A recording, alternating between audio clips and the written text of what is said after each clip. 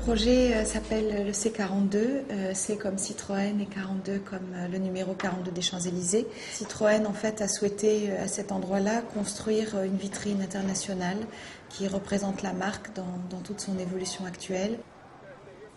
L'objectif, c'était de montrer le maximum de véhicules et puis de faire bouger ces véhicules, c'est-à-dire de faire en sorte que tous les 3 mois, il puisse y avoir une nouvelle scénographie, un nouveau thème d'exposition.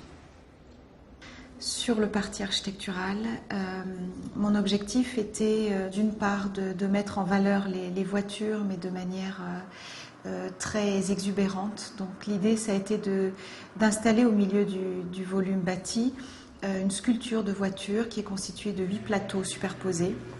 Le principe de montage des voitures est caché, est complètement masqué.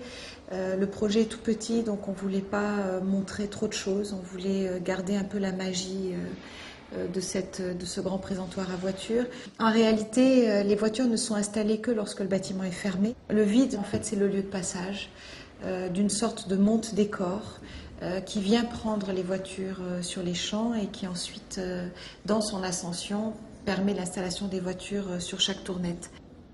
Et le deuxième partie du projet, ça a été de créer une enveloppe qui soit extrêmement fluide.